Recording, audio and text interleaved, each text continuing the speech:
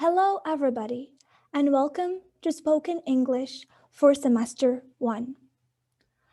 In last course, we have dealt with consonants and their phonetic features, mainly voicing, articulator, and place of articulation, such as bilabial, glottal, velar, palatal, and more.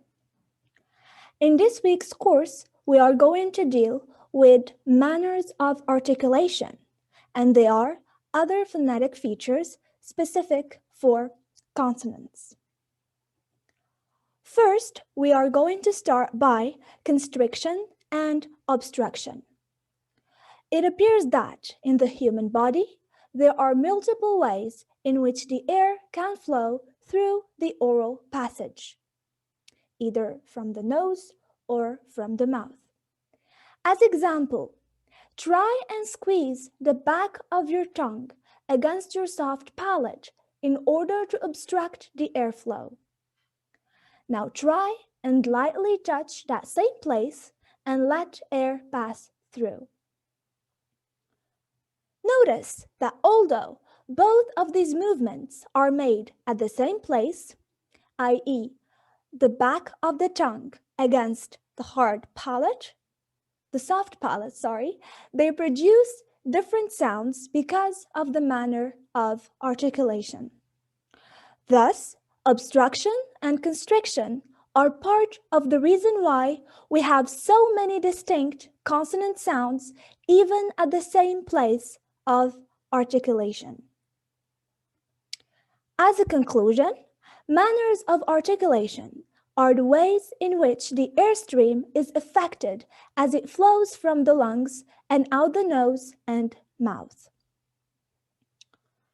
So, manners of articulation are presented as follow. We have oral stops, fricative, affricate, nasal stop, lateral, rolled, and glide. Starting with oral stop. Consider the following words: pad, bad, turn, draft, kite, good. Another time: pad, bad, turn, draft, kite, good. Notice that p in pad and b in bad, the oral passage is blocked by closing the lips. And we have established before that P and B are bilabial. In the second case, the sounds t in turn and d in draft, the oral passage is blocked by pressing the tongue tip against the alveolar ridge, and they are both alveolar. In the last case, with k in kite and g in good, we block the airflow with the back of the tongue against the soft palate, and they are both velar sounds. As for fricatives, consider the following words: food, volt, thick, thus, swim, seal, shoe, vision, halt. Again, food, volt, thick, thus, swim, zeal, shoe, vision, halt.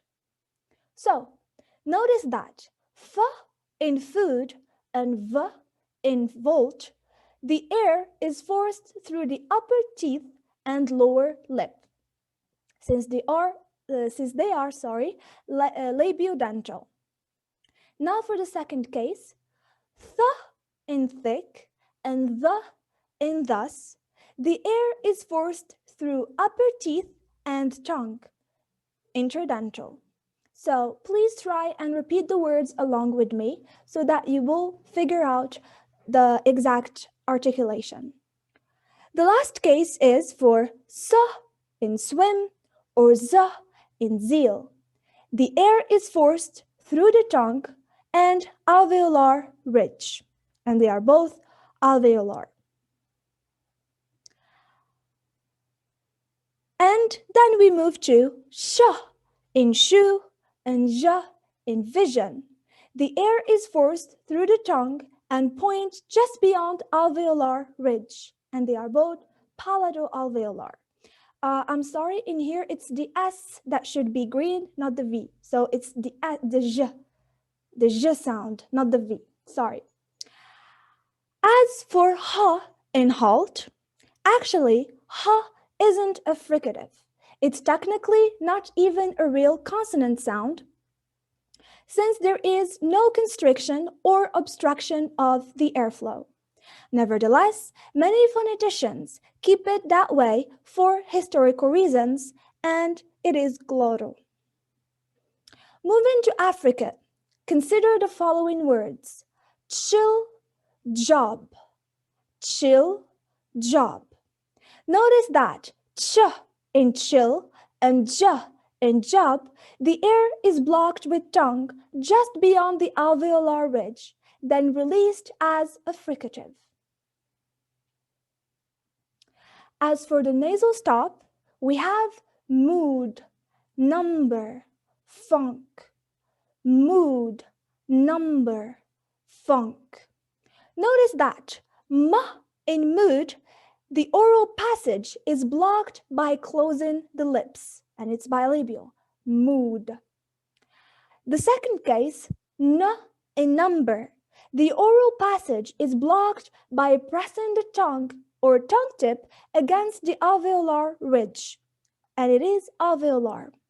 As for the last one, n, as in funk, the oral passage is blocked by pressing the back of the tongue against the soft palate, and it is velar. As for the lateral, we have the word life. Notice that l in life, you place the tip of your tongue at the alveolar ridge, l, life, and it is alveolar. As for the ruled, we have the word ring, and r in ring, the tongue is raised to hard palate, but not too close. It's not completely stuck with the hard palate, it's just raised towards it. So ring, and it is an alveolar. As for the glide, we have two words, year, way, year, way. Notice that ya in year, the tongue is raised to the hard palate, but not too close, and it is palatal. W in way, the back of the tongue is raised to the velum, but not too close, and the lips are rounded, and it is velar. Now we have the places of articulation that we've had dealt with before, and the manners of articulation that we have seen today.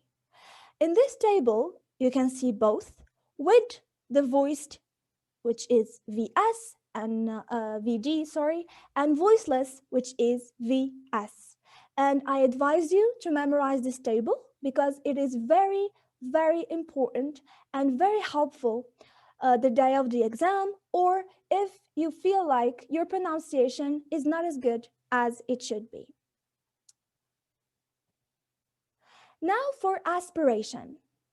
The voiceless stops p, t, and k are aspirated because they are pronounced with an accompanying forceful expulsion of air. So we say, for example, pot, a pot. As for sonorants, all nasals, m, n, ñ, or liquids, l, r, and glides, y, w, are sonorants. All sonorants are voiced in English, except that in some dialects there is a voiceless w. And lastly, in this course, sibilants are the S-like sounds, the whistling fricatives. They include the following consonants: s, z, sh, j, j, and ch. So thank you very much for being here for this course. Again, I have left practice and videos from YouTube on the platform. You need to check them out, and see you in the next one.